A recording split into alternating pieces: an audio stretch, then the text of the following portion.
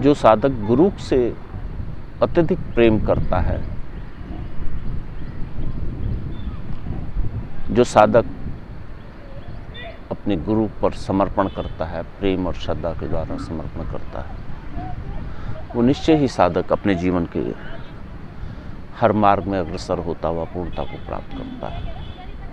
इसमें कोई शक की बात नहीं है। गुरुदेव से जुड़ने के बाद जीवन के कई पहलुओं को आत्मसात करता हुआ तभी मैं बात कहता हूँ।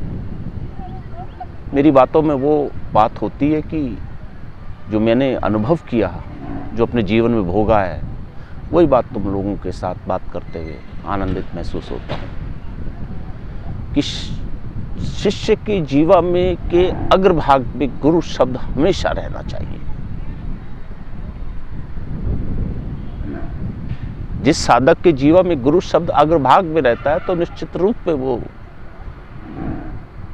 साधना के मार्ग में, अपने जीवन की श्रेष्ठता के मार्ग में बढ़ता हुआ आगे निरंतर गतिमान होता रहता है। और घबराना भी नहीं चाहिए जीवन के उस मार्ग में, इस मार्ग में।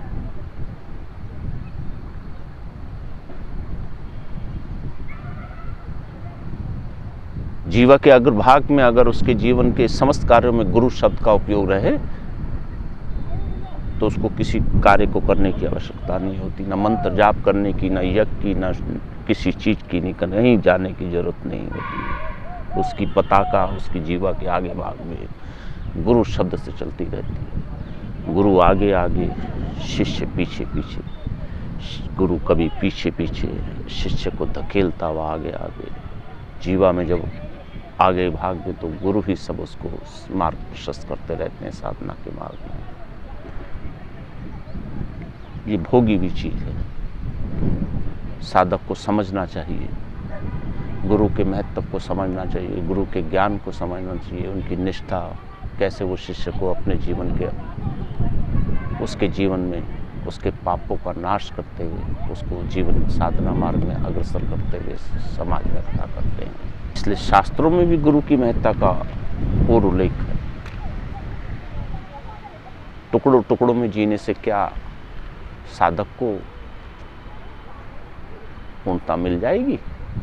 मैं तो कहता हूँ असंभव। एक का छोर पकड़ा, गुरुदेव को पकड़ा। गुरुदेव डॉक्टर नारायण दास श्रीमाली जी का पूर्ण महापुरुष हैं, पूर्ण जीवन की साधना मार्ग को, ब्रह्मांड को अपने अंदर समाये हुए व्यक्तित्व हैं।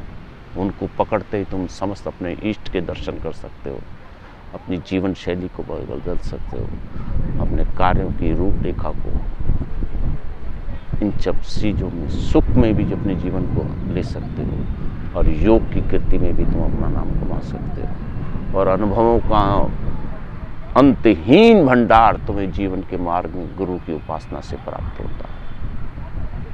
मैं नहीं समझता कि किसी और की उपासना से तुम्हें हर कार्य की श्रेष्ठ, हर इकाई की इकाई प्राप्त होगी।